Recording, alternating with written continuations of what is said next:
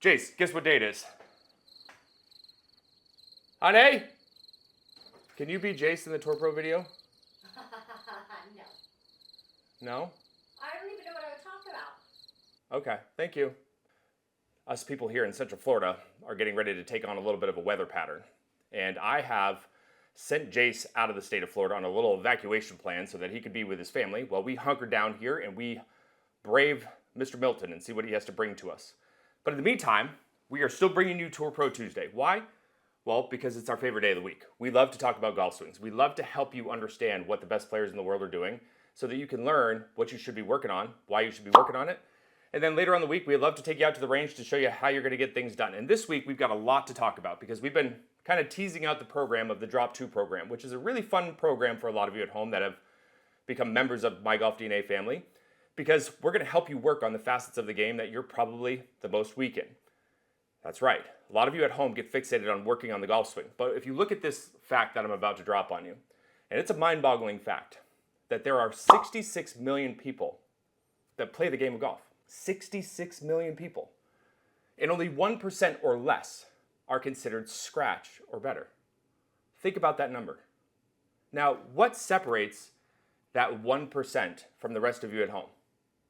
Think about that. Are they some sort of mythical creature? Do they have some sort of special powers?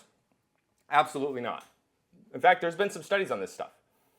We can look at the stats and see that the people that are playing golf at a scratch level are not doing things that are outrageously abnormal. In fact, it's very normal. You'd be very surprised to see how few birdies they average on a round-to-round basis, or how many greens they hit, or how many fairways they hit. But the big difference is that they have developed skill sets in every facet of the game that allows them to keep their scores low, just like I have. That's right. I learned how to become a scratch player very young, and I learned how to break par very young. And to this day, I'm still a pretty decent player. But when I don't get to play or practice very much, I have one very glaring problem in my golf game, is my short game is absolutely atrocious. And I'm going to be spending the time with you this winter working on my short game. I'm going to be working on my game from about 105 yards in. I'm going to be working on making sure that I have buttoned up technique so that I don't fear shots on the golf course. Now, a lot of you at home may have bigger issues. You may have issues where you have really good short game, which can always be better, I promise you. But maybe you have a hard time controlling your driver, or maybe you're having a hard time hitting the center of the club face, or maybe you're building a golf swing that's putting you in harm's way, or maybe you just have mental issues. Whatever those issues are, we're going to help you this winter. And I've got some help coming along the way with me. I've got Jace and I've got Paul Dickinson who are going to be joining my side, and we're going to be helping you, and we're going to be your accountability partner. But before we start talking about what Tour Pro we are going to analyze today, because it's going to surprise you, I want to talk to you about a device that I've been testing that is actually pretty cool. This is what we call Arcos. Now, I know a lot of you have heard it. What it is you get 14 of these things, okay? And you can screw them right into the end of your club. And these things give you a ton of data. I mean, it's almost like it knows too much about you, but it's really important data. And it helps us as instructors understand where your strengths and where your weaknesses are. And it's something that you have available to you now at My Golf DNA, that you can actually get the sensors for free. You can try them out for 45 days. And then at the end of the 45 days, if you like them and you like the data that you're receiving, then you could sign up for $155 a year. And I think that's a pretty good deal for the data that you get with this. And I've been testing them, and I thought to myself when I first put these in my golf clubs that it was going to change the weighting of my golf club. I was going to be able to change the sound or the feel. And to be honest with you, it didn't do that. I still knew that it was in the golf club because at times I get all the way to the butt end of the club and I could tell that it was in there. But that was really the only thing that I just didn't like about it. But the data itself is incredible. It shows you where you stack up with other handicaps just like yourself. It shows you, if you're a 10 handicap and you want to become a 5, where you're losing shots to a 5 handicap. And it allows you to start kind of thinking about what you want to start working on for the Drop 2 program this wintertime. And on top of that, here's the best news, is you're going to be able to take that information and you're going to be able to submit it with your videos on the website. Because we have now established a partnership with Arcos that allows us to be able to tie into their data feed so that you're going to be able to submit that when we get the program fully running come November. I think that's a pretty good deal. Don't you? Okay, good. So now that we got all that boring stuff out of the way, well, it's not boring, it's fun stuff. Let's talk about what we're going to do inside the lab here today, who we're going to take a look at. Now, I think it's probably pretty safe to say that a lot of you at home want to be more consistent, and consistent in a lot of the areas of the game. And if you think of one name specifically that travels back and forth between the DP Tour and the PGA Tour, I can tell you that a guy that's always up at the top of the leaderboard and just hanging out and looking for a victory is Tommy Fleetwood. This guy is incredible. And if you look at his stats, there's nothing flashy. He's just good in all of the areas of the game. And he's very quiet about it. And I want to focus in on what he does so well in his backswing and in his downswing, and specifically with his right leg and his right hip action, because so many of you at home either use way too much of the trail side to cause a lot of faults, or you don't use it enough. And finding that balance is very difficult. And finding that balance tied to your DNA is something that we're going to be working towards. And I know a lot of you at home might be thinking to yourself, well, why are you not doing Terrell Hatton? Because he just won the Dunhill. Well, I got nothing but love for Terrell, and I like his golf swing. But quite honestly, I don't like his attitude on the golf course. So you can love me or hate me for that one, but it is what it is. So we're going to have a little look at Tommy Fleetwood's golf swing now. So hopefully you guys are ready to take that journey with us. So there are two things specifically that I want to focus in on here today when it comes to Tommy Fleetwood's golf swing that a lot of us can learn from. And the first one being just his entire backswing loading procedure. It's very, very buttoned up. And then the second half of this, what I want to focus in on, is how he uses his right foot, his right knee, and his right hip to help keep things moving through the point of contact and then slow things down. Because I find so many of you at home struggle with finding the balance of how much should I use my trail foot? You're worried about using it to cause some of those dreaded faults like early extension or spinning out. And a lot of you end up with what we call dead hips at impact. That's where your hips just shut down way too early because you're afraid to be able to use your legs and your hips to your advantage in the swing shape. It doesn't feel right. You want to switch the engine up to the hands and the arms way too early. So we're going to help you out with that by giving you a good visual here today. But let's start by looking at the loading process first. And I think Tommy's got one of the best loading processes out there. And you're going to find that this is a very common procedure from some of the best players in the world. We want to start the golf swing with weight shift first and body turn second. And what you're going to see here from face on when you look at it really closely is that you're going to see that he's got a little nudge of his hips to the trail side to start building pressure underneath that right foot. And then from there, now we're going to start turning our body on a very stable right leg.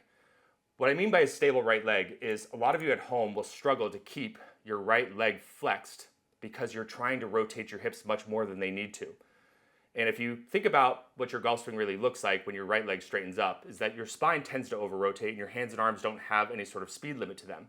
But I want you to watch this right knee specifically as we start to turn up to the top of the golf swing, okay?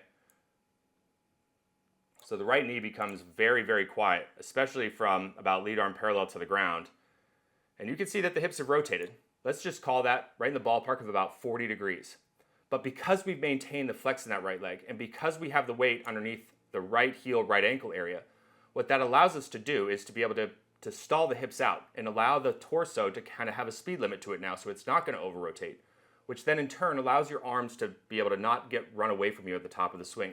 We see so many players straighten this right leg up late or allow this left leg to soften up late, and that allows the whole chain reaction of events to start happening where you get longer and you get into that sort of wrist and arm overrun position that you battle with. But that's not the whole kit and caboodle here. But what we want to do is now we want to start to transfer that weight from a good loaded position. And we want to be aggressive with the legs and the hips. And it starts with the right foot.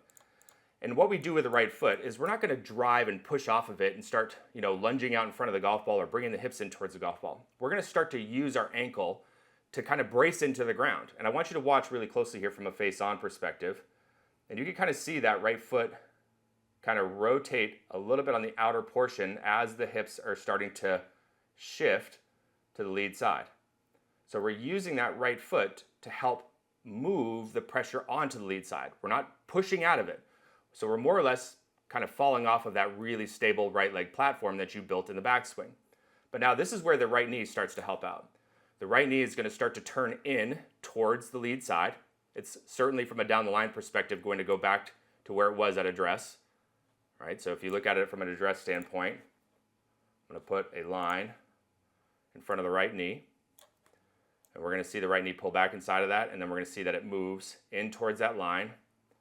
It's going to break through it. The camera angle is shifting around just a little bit, but it works back towards that original starting point, but it's also moving in a substantial amount towards the lead side.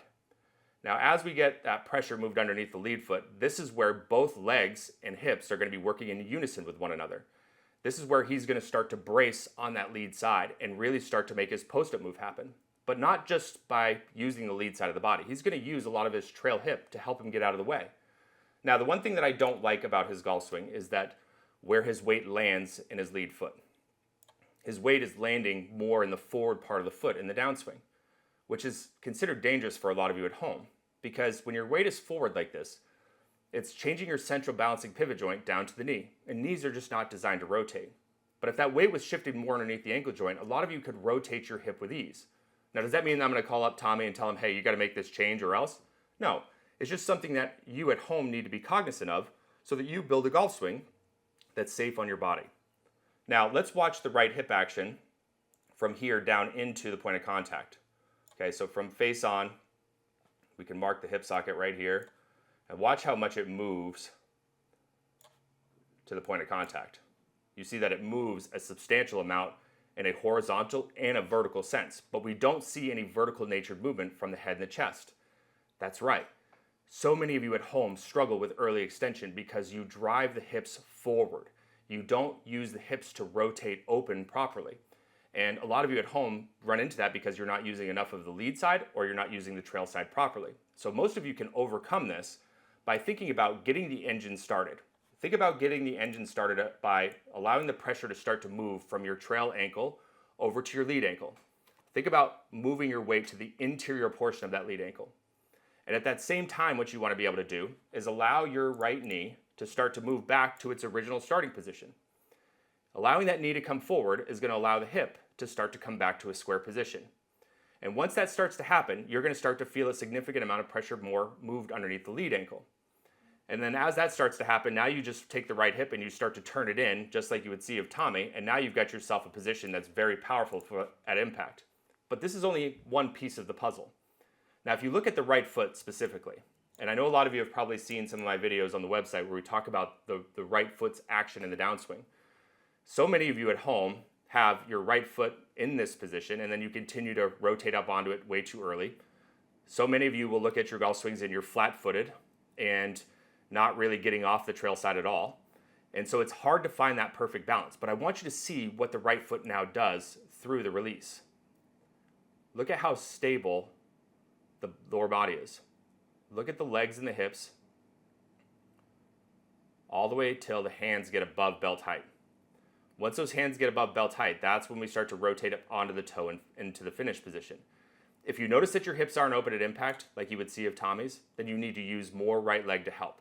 If you notice that your hips are too far open, then you need to allow your right foot to stay more down on the ground, keep that heel planted, and let it roll in, and that will slow the hips down a little bit on the Sooner side.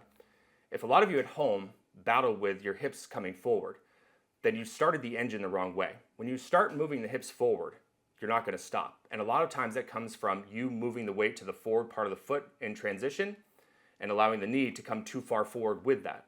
Allow the weight to stay to the interior part of the trail ankle and allow the knee to come back to its original starting point and then start turning that right hip in, and you're going to find yourself in a much more powerful position for you to be able to deliver the club and ready to throw on the brakes.